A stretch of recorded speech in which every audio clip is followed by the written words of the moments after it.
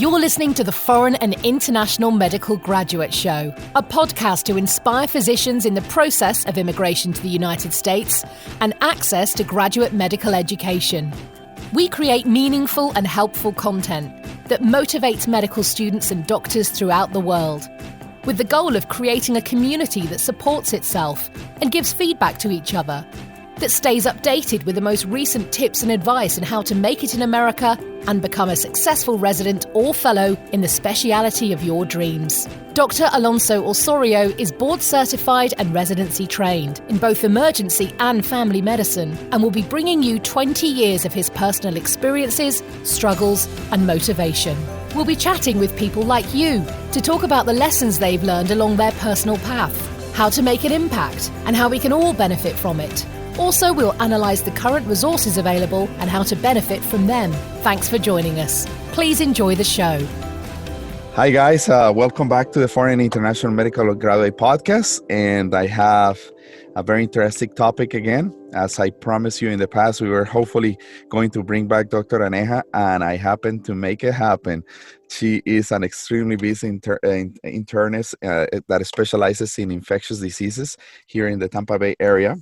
And we have been working together for the last several years, and she has been really busy. And finally, she has a little bit of a breather because she's been part of helping us during this pandemic. And she's a frontliner out there helping us throughout the city of Tampa Bay and many community hospitals, large hospitals in this area. So welcome back, Dr. Aneja. Thank you for having me, Dr. Osorio. Thank you. No, this is awesome. Dr. Aneja, there is so much stuff going on these days, so many questions, so many conspiracy theories, so many people that have stopped believing the doctors. They have stopped believing science, and their sources of information is mostly Facebook, and that's how they're following the trends on what's going on, and they really stop believing us physicians. And I've seen it. They come and they say these ridiculous things to us. Neighbors, friends, relatives have asked you many things. And I'm really fed up about the lack of credibility of the people in general. I mean, that doesn't mean that it's everybody, but seems to be a lot of what's out there. So having said that, that's what I want to do today. Just kind of have an informal discussion, obviously a little scientific based on physician's professional opinion. And I know you have been really busy. Right now, you said that finally you're getting a breather. What it was like at the very beginning when everything started, that you started seeing cases throughout the hospitals? What was it like? A day for you, like, what was it like? So in the beginning, when you and I first spoke about COVID, it had just started. So Yes. Actually, we thought that was going to be the worst we could see. But I think after that, things went down. But the second part of that first wave, which we got in the end of May, towards the end of May, June, all of June, almost all of July, was actually worse than the first time. We had, and I'm sure you saw it you're the one that faces it first. We had a deluge of patients from the community. We were getting so many sick patients that were from all ages, from all backgrounds. There was not a single demographic that was getting affected. There was no correlation between their symptoms and their health status, which is often said. And they were sick if they were sick, and they were not. It didn't have any correlation. But we were getting families together. We were getting all kinds of patients. But there were times when the hospital would just, we were opening unit after unit, especially at our big hospital that you and I work at.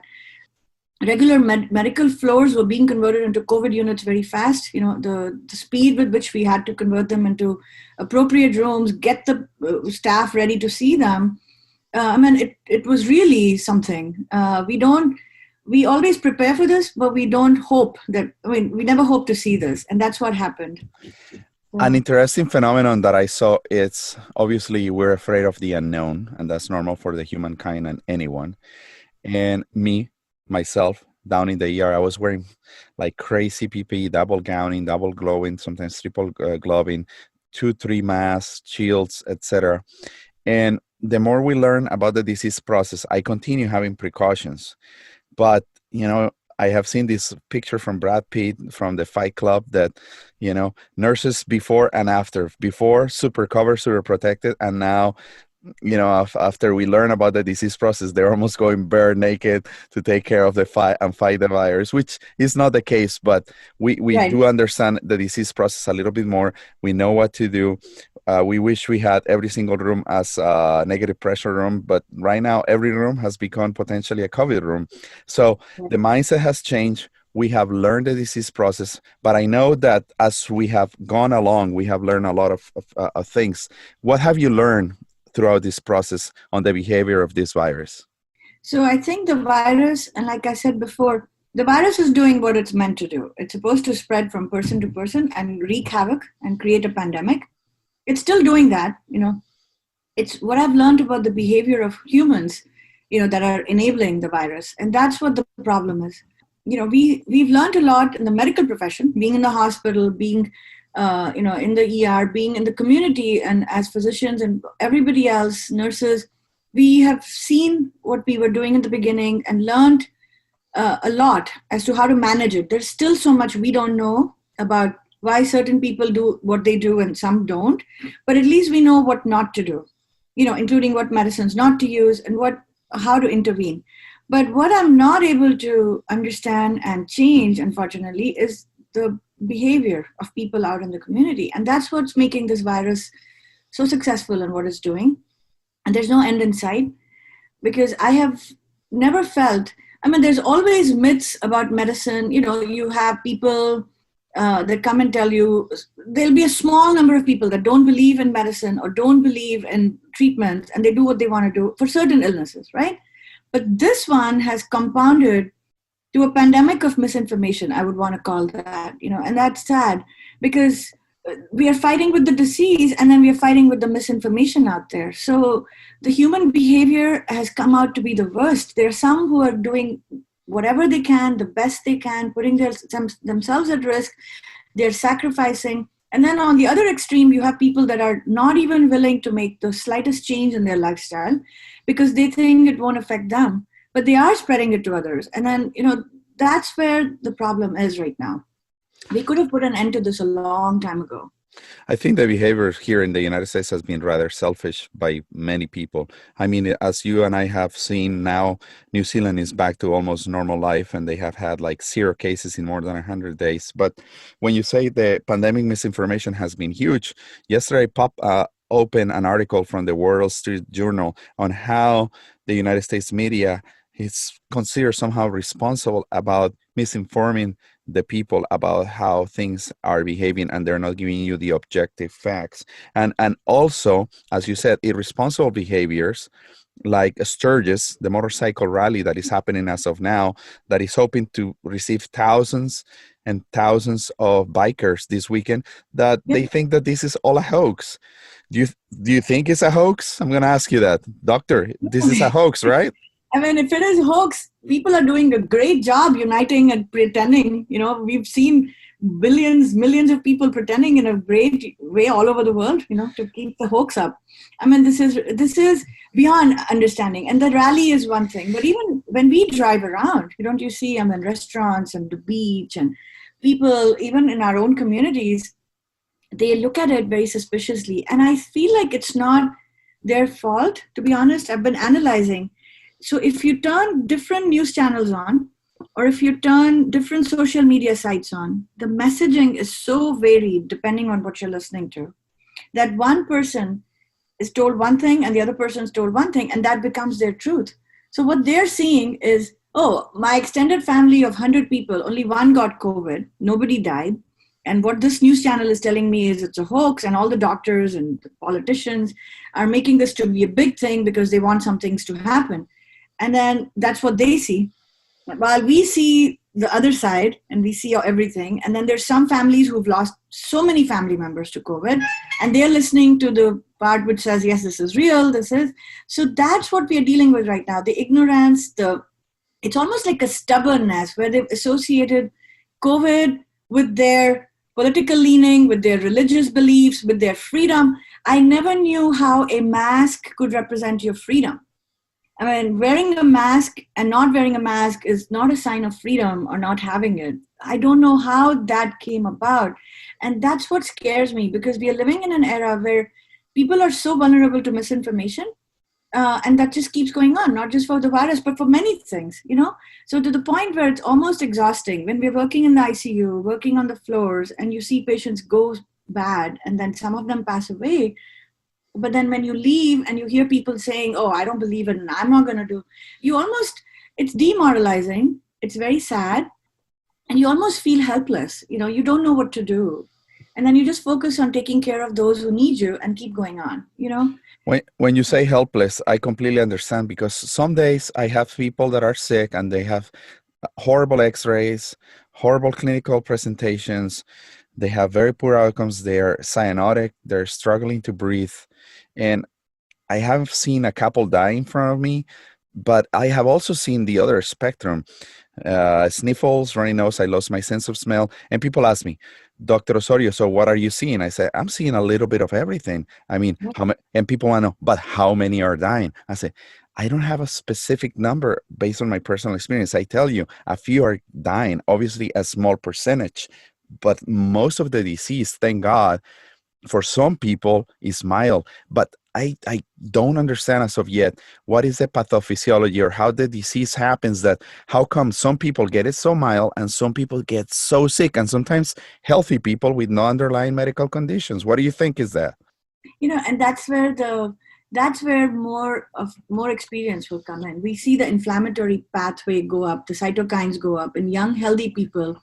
They are so quick to respond. They're inflammatory, like their body fights it, right? So they go into this big phase where everything starts to fight the virus, but it then acts against their own body, right? Their lungs start to get inflamed. We see that. Underlying comorbidities do affect people, like if they're already obese or they have underlying lung issues. And the other thing is, which you mentioned, how many people are dying? That question is what I want to focus on. Since when did we start only worrying about dying in this country? The surveys that we do when patients come into the hospital, when they come to your offices, it doesn't ask, did the doctor kill you? Did you die? Right? Mm-hmm. They ask you, how did you feel? How did you get treated? Or even when we are trying to do medical treatments of disease processes, we are trying to make their life better. We're trying to keep the quality of life going. Coronavirus, COVID, is not a respiratory illness alone that kills or does not kill. It's not the flu. It can cause strokes. We have a person right now who had a stroke on his way home. He had recovered from the virus in the hospital, was getting ready to be discharged. They found him with no movements. He had a stroke. There are people that get blood clots, people whose hearts have enlarged to the point where they have heart failure. They're young people who can't walk their normal walk, just for regular activities without feeling short of breath. People who tell me that their joints hurt. People who are having post-traumatic stress. They can't sleep. They're scared. So this is not an illness which is just, it gets into your lungs, and if you don't get that, then you don't die, so I'll be okay. We don't know. There are so many things, and that's why science evolves. So when people start saying how many are dying, I've honestly stopped to think, why are they asking me? And I ask them, why does it matter to you how many die? What about the other problems that are happening? And why would you want to take a chance that somebody in your family or your loved one gets infected by you, and there's a chance they could die? Is that a chance you want to take? I mean, even if it's just about dying.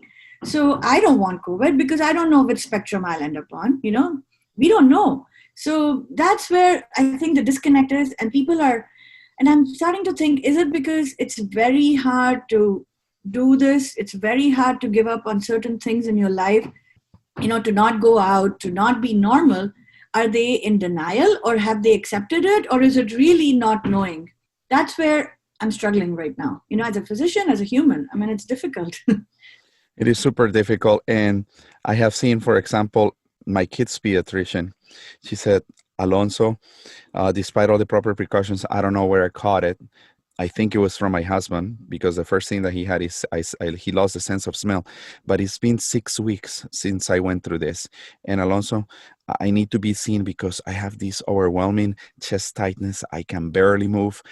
I talk for like 5 minutes and I feel that I have run a marathon. every single joint of my body hurts. So we assessed her. We were looking for a PE. We were looking for other complications. And she's finally getting better. But we're talking 2 months after. Imagine the fear for your life, the lack of quality of life. I also have a nurse's husband that has been walking around with oxygen for the last 3 weeks. I have a friend who's actually a firefighter, a very healthy person who's never had any medical issues. He got COVID while taking care of somebody that he was, on call. He was on call, so he went to somebody's place, and he was fine. But then one day he said he could barely walk from his car to his fire station. So he went, and then other people in his group were sick too. Went to the hospital. His oxygenation's fine. They couldn't find anything wrong with his numbers. But he just cannot get over this feeling that he can't breathe. And when he checks his oxygen, it's 90, 92. But that shortness of breath, where he feels like he's done, an hour of workout, or he's actually climbed up so many stairs, he's not able to go back to normal functioning. It's 2 months. And his biggest fear, and he's got tested so many times already, he's still positive. But the biggest fear he shares with me is, I don't want to leave my children and my wife behind. And that anxiety, why do we want that? Even if he'll end up being fine. I know, I've been looking at him, looking at his numbers. Everything will be okay. Eventually he'll get better. But when there is an easy way to prevent that from happening to us in our life, why can we just not do that? Why risk it? And we need to all go back to normal. I mean, I want to go back to normal. I want to be able to get my kids to school. I want to walk into the hospital, and you too, where we don't have to wear N95s again. We don't have to wear the PPE. We could go hug our patients like we used to, hold their hands, be normal again. Since you say that, I washed my hands and I went to see this lady, and I felt like literally giving her a handshake and a hug, because I was about to drop the news that I found metastatic pancreatic cancer on her. She just came for simple abdominal pain, and we talk about her diagnosis. Obviously, I'm not an oncologist, and I told her I'm sorry, and we gave a hug, and she started crying, and she said, "Oh my God, it's so nice to feel again another human being touching me," and that really gave me the goosebumps, because it's that feeling, that connection, that need to be close to others and hug or shake hands is so much needed. I know. And then our kids, my daughter who's young, she is in elementary school, and she woke up one morning and she said, I dreamt that we are back in school and none of us are wearing masks. And I started freaking out. I said, that could have been a good dream, but it ended up being a nightmare for her. So she was hoping that that's okay, but then she started getting scared. My son says, I wish we could go back where we could sit and have lunch and recess together. We could play basketball. We could hang out with each other, and everybody's like, oh, so let's send them to school because that's what they need. But there's a big question mark. Is it safe? So in order to ensure that, we all have to do the right thing. We just have to make sure we wear masks, we use the proper precautions to cut this down. So at the end, that will become reality again. We will go back to normal. So our kids both go to the same school, a private school here in town. And I think we've been exchanging and postponing the interview because we thought that they were going back yesterday, and they now postpone it to next Monday or the Monday after. So based on the data and based on Hillsborough County, specifically here in this part of the Tampa Bay area where we are, do you think, this is what parents are asking me, do you think it's safe to send kids back to school? Some people are saying, I am not making my child a laboratory rat, expecting them to get sick and bring the disease process to me. What's your point on the decision of sending your kids, and are you sending your kids? So I can talk for myself, okay, and that's based on, and I've been examining my reasoning because my husband and I are both infectious disease doctors. We are working in COVID units.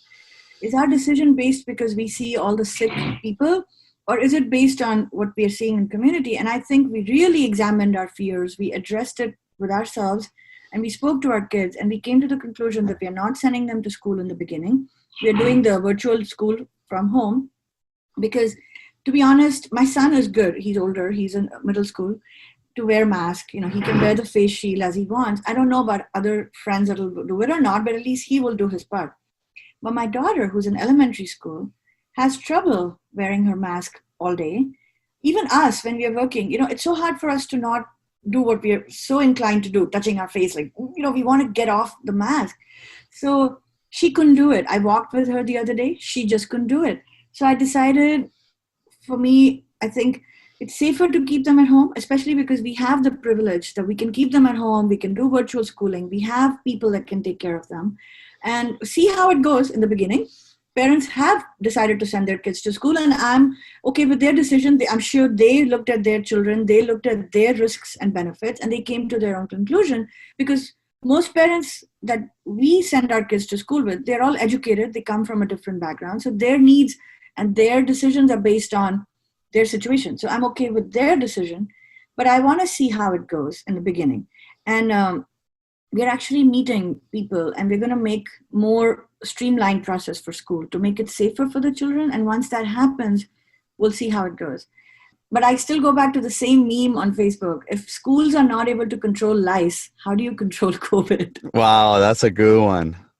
That was just a joke I saw, and I was like, that's so true.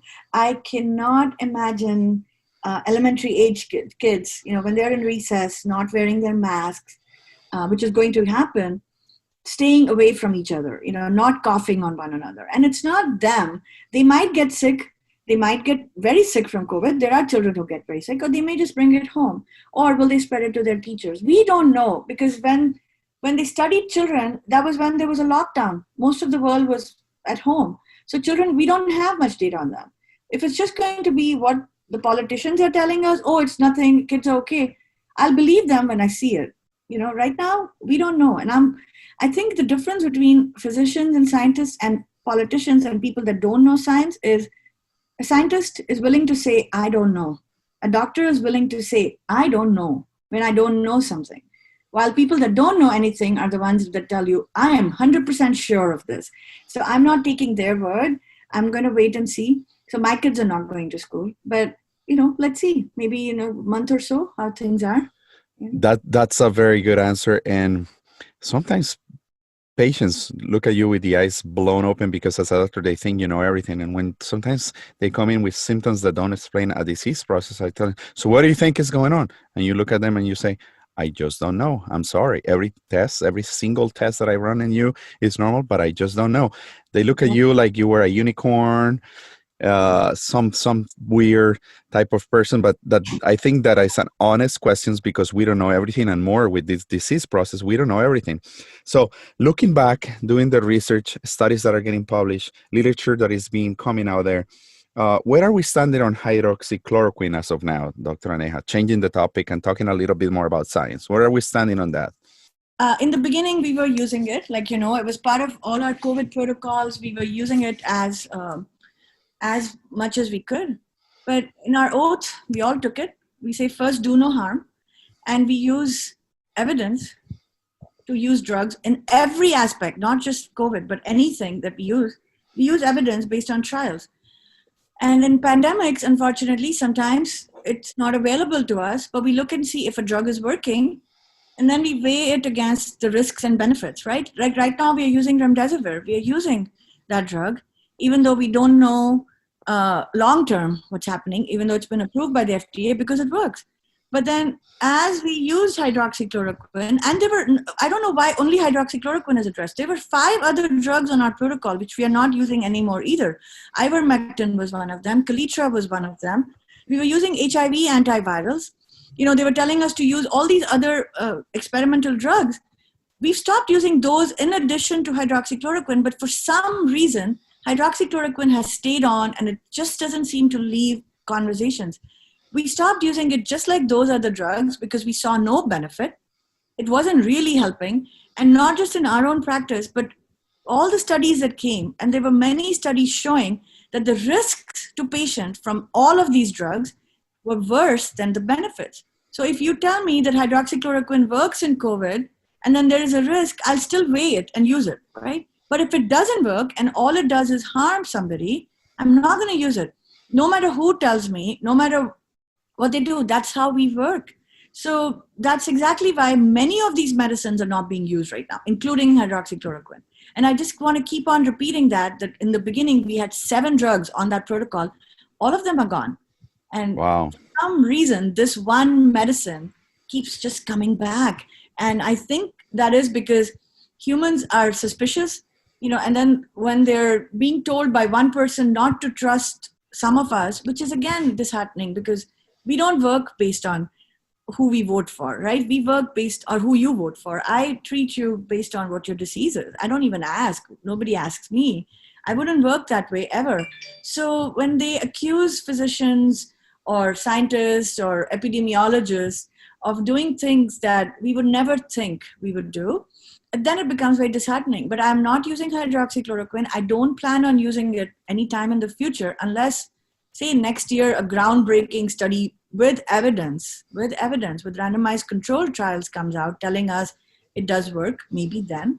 But I don't see that happening because all the studies that have come out so far are pretty robust against it. And the couple that said it works were very poorly designed. They had a lot of flaws in them, and people who know how to read studies would agree with me, and they would say, yes, that those studies are flawed. And many experts have weighed in on it. So I think we need to get over the hydroxychloroquine bandwagon. What about the patients? What about the patients walking in telling me that I need the CPAC or azithromycin? But they always ask for that. They ask for Z-Pak no matter what, right? Is the most powerful antiviral that I have known in the history of humankind. So no, I don't use that anymore either. I mean, they were using it at the beginning with hydroxychloroquine.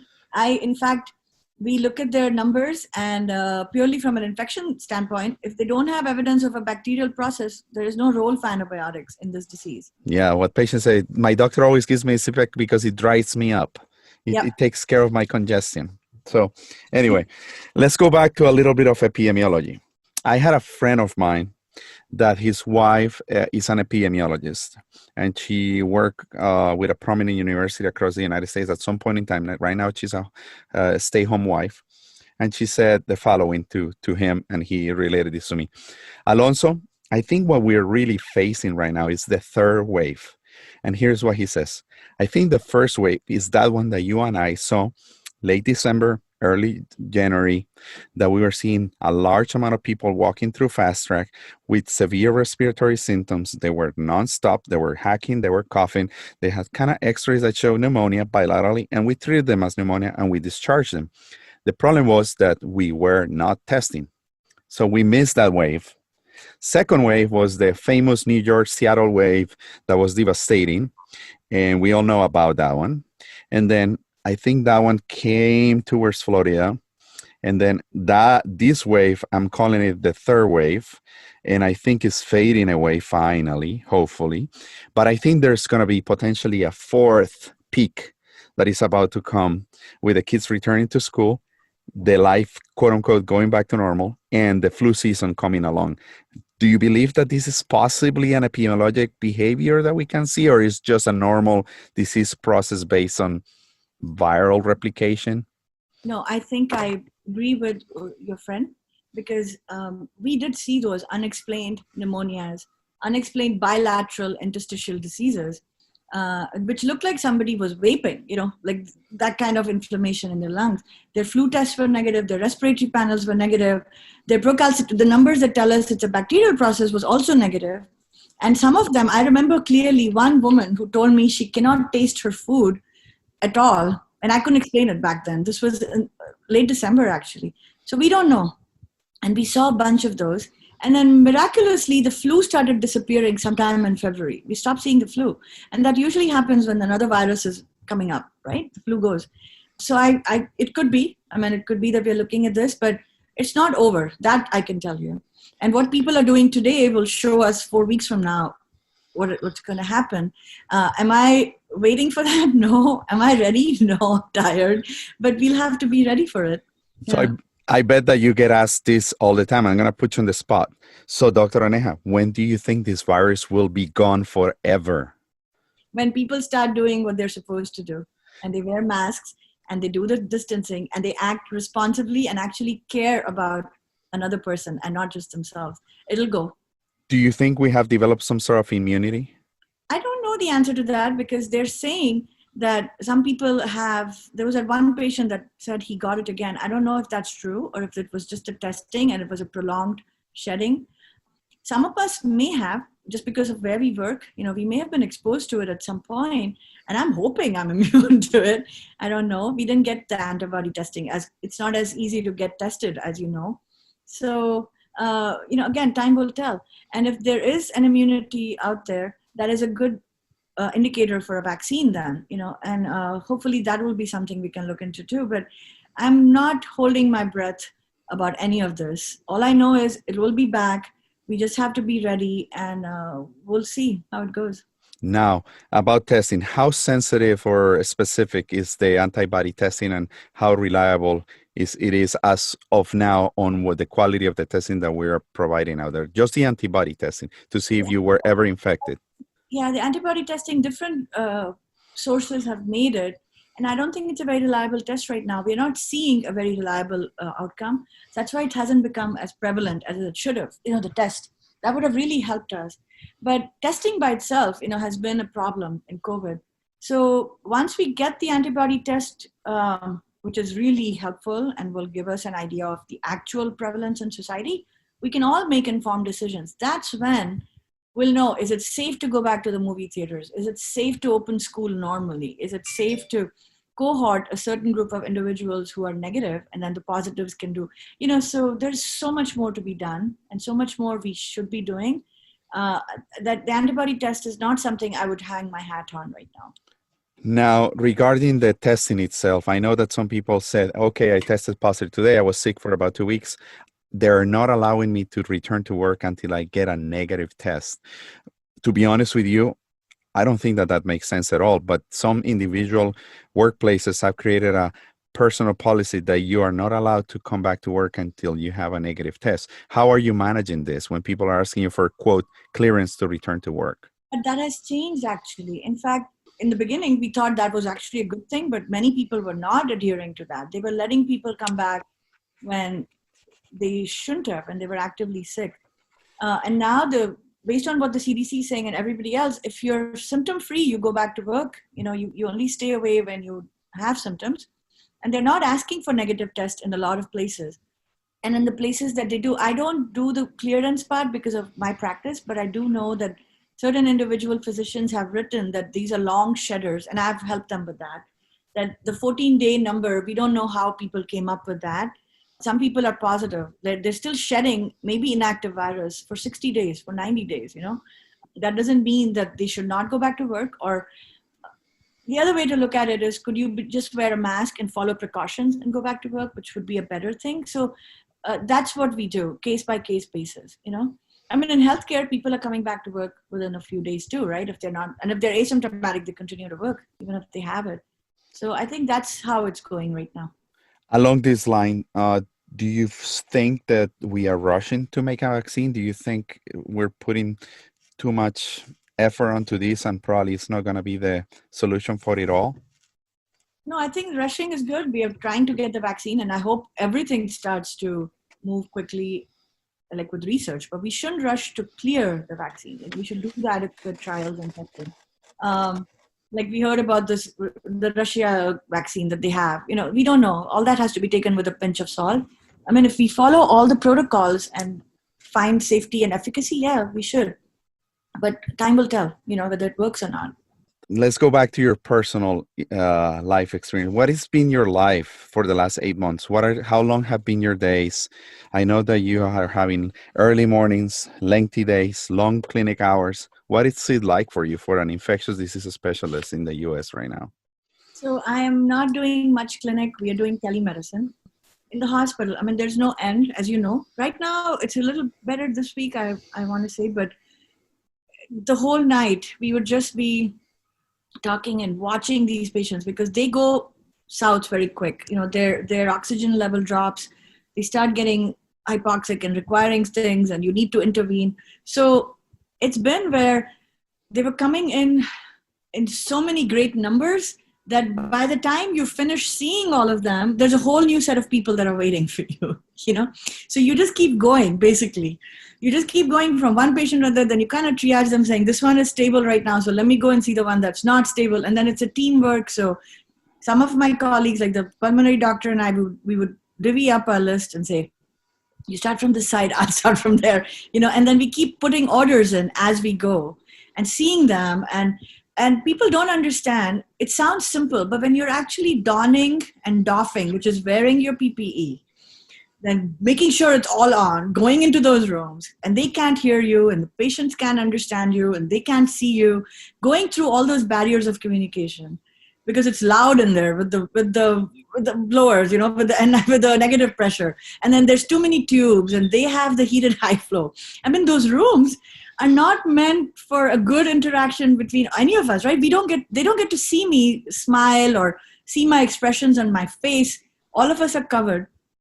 You get out of that room, you doff, meaning you take off all your PPE, then it's time for the next one. So you clean everything, then you get back in the next room. Multiply that a few... 50 times a day. Right. It's physically exhausting. It's mentally, because you feel helpless when you see some of those patients and you're like, what can I do to make them better? Because as physicians, we are trained and we are inclined to get everybody better. That's what we do, right? We are healers. We're supposed to make them better. But when you see them, and there's so little you can offer some of them who are not doing well, or they're just so miserable, even with everything we give them, they're going through the disease process where it really racks their heart, their chest, their body's aching, they're shivering, they're febrile, and you don't know what you can do to help them, right? And they're scared because they're in that room by themselves. Those days and those nights are exhausting. They take a toll on us. We come home to our families. We can't hug our children when we come home. They're waiting for us. And then you're back to, you're chatting, you're then looking at patients. You get a call about one patient from a nurse. Then there's new patients you've admitted from the ER, and then we are looking at them because each one is in a different stage. It's a phenomena which is like a disaster, right? You're trained for that, but you don't want to do it. So it takes a toll on all of us. And then there's that underlying fear. We are vulnerable. I don't want to get sick when I'm taking care of these patients. I'm human.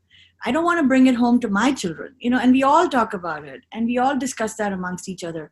And then every so often, every day almost, we hear about some colleague or somebody we know in the hospital that got sick. I've had a couple of people I know who were very close to me pass away last week. One of them was an IM physician who worked with us, internal medicine, and he was working till he got infected with COVID and struggled for his life, couldn't make it. So, then those things but you don't have the luxury of time. You don't have an outlet because then you have to keep moving on to the next patient. And when you come home or you look at social media or you hear the news, they're calling it a hoax. They're telling us doctors are doing this because, they have a hidden agenda, or they don't want to give you hydroxychloroquine because this so-and-so doesn't want to believe in it. It's very disheartening. But then you look back, you pray, you take a deep breath. I take a shower, I take that time to calm down, eat, cook, and you get back for another day. So what you have said so far is that the mask has not killed you as of yet, because people say this is suffocating me and the carbon monoxide concentrations in my blood are going off the hook and I'm self-poisoning myself. I have an N95 all day with a face shield and goggles. The only thing it does to me is I sweat a lot, and I'm sure you do, and we can't drink enough water, but we do it. And masks don't kill, actually. I mean, a lot of surgeons would have died while operating a long time ago, These brain surgeons that have spent 10 hours, 12 hours, 14 hours standing wearing full PPE masks, Yeah. I don't know where they come with these ideas. And many people have proven, actually, through videos and individual experiences, that having the mask is the best thing that you can do to protect yourself and protect the others, right? So Dr. Fauci, I don't know how they pronounce it in America, coming into the United States, I read one book for internal medicine called The Principles of Internal Medicine, the Harrisons. He has been one of the editors-in-chief for this book for decades. And it's like a Bible for you, an internist, is your Bible. For a general practitioner, was a source of reference for diseases process. So he has become a very interesting character, and I think is extremely knowledgeable, but people are also plotting against him. What do you think has been his role, and how do you see Dr. Fauci's roles thus far during the pandemic? Has he been good? Is he saying proper things? I don't know. Maybe it's too much to ask to speak about a colleague, but just your opinion, gentle professional opinion. No, Dr. Fauci, I mean, he's also a fellow infectious disease physician like I am. And he's always been, even when I was growing up in India and the HIV pandemic, we knew his name even before we went to medical school. We saw his face. He writes our books. He leads us. I was training in infectious disease when the H1N1 pandemic happened, which didn't go as bad because he was leading and we did well. The Ebola virus, all the other Zika, everything. And things we don't even know about that they must be doing because they do what they're supposed to do. They look at what's happening. They look at emerging infections and they take care of them. I think his leadership is beyond doubt. His approach is beyond doubt. He is who he is. He's a very knowledgeable, humble, soft-spoken man. He is not a politician. He is not a person that plays a part and sensationalizes things because he's not out there trying to create drama, right? That's not what physicians do. That's not what scientists do. He speaks the facts.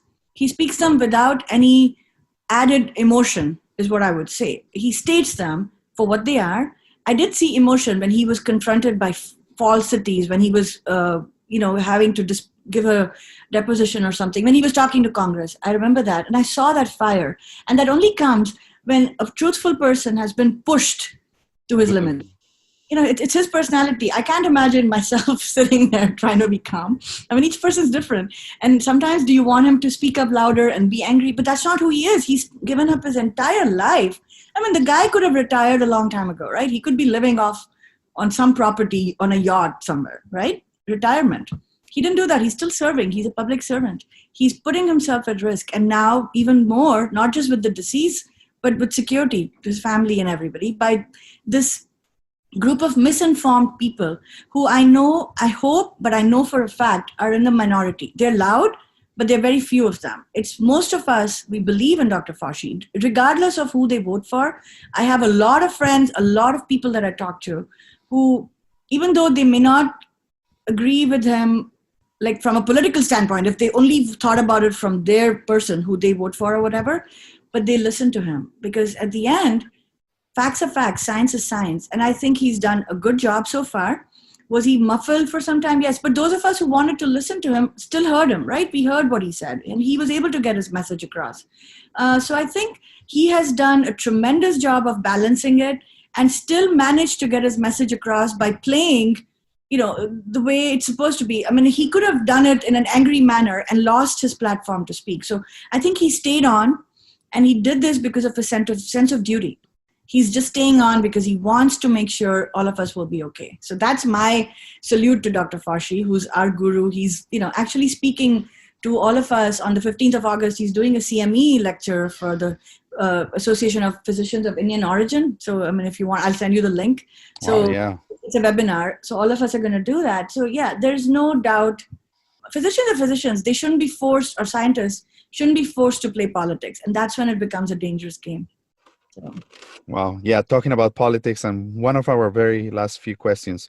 Do you think what people are saying that the government and Trump is manipulating the statistics that we're either underreporting or overreporting the amount of cases?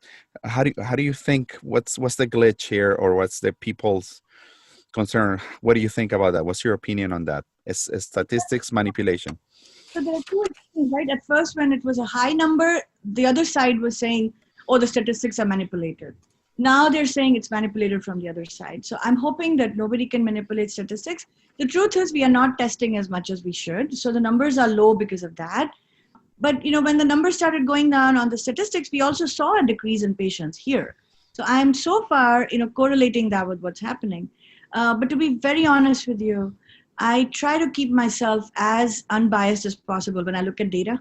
And I'm hoping that in the end, science and facts will always prevail. And if you take off the political, either left, right, whichever side, if you take off all that, the facts will still remain. And that's what we should focus on. So I think we should be okay. And let's see what happens when the new wave comes, Hope it doesn't. Oh my God, Lord Jesus. And here, I'm going to throw you a final bomb. This one is going to be something that I get asked. Do you think that the Chinese virus was man-made? Do you think that this was a biologic weapon? You asked me this question before too in our last time. And my answer is still the same. I don't think so. I mean, they've, even Dr. Fauci, everybody looked at it. They said there is no evidence. So when somebody tells me there is no evidence, it means they looked for it. They couldn't find it. So it's over. This is not a code of law where you can try to question some things. There is no evidence. There is no evidence. I'm not going to sit and waste my time about that. It's here. Got it. And one last thing, a dear friend of my brother contacted me via Facebook Messenger and said, I want to know which is the protocol that you're currently using in the management of COVID. And I told her, well, I wouldn't say that there is a protocol by itself. I think it's an ever-changing dynamic process in which we adapt and target the treatment based on the clinical scenario and underlying comorbidities. And she was arguing or just requesting to establish all this treatment protocol with zinc, vitamin C, and remdesivir, if I'm pronouncing it right, to her significant other. And I understand where she's coming from. She's meaning well, but what is your cocktail mix or your protocol that you're using, or how are you approaching these cases? I think you answered it best. What you said is what I would say. There is no cocktail. There is no written. Medicine is never like that. We don't follow one algorithm. We practice clinical diagnosis and clinical treatment. So I think you said it best. So. Cool. Well, there you go, guys. Dr. Aneja has given us a full hour of her time. And this is more, I think this podcast today is more informative, more relaxed, not as technical, not as scientific. The goal is to reach the community and the people, not only the doctors, and to educate, because I don't think we have seen too many infectious disease specialists really talking about it. And I wanted to hear from her, for a foreign medical graduate now in the United States with kids, with a normal life, but she's also a mother, a colleague, and we really appreciate everything that you have done. And despite the fact that I'm leaving my current job, I hope that in the future we stay in touch either through work or texting, or hopefully I will never get to see you as a patient myself. I know, and I hope I never end up in your ER, Alonso. So, no, we'll be in touch. I mean, we're on all the time together. So, yeah, and best of luck with everything, and stay safe, everyone. This has been so valuable. Dr. Aneja, thank you again. God bless you all, and thank you for listening to the podcast. Please share this. That is so juicy, full of goodness. And remember, sharing is caring. God bless you.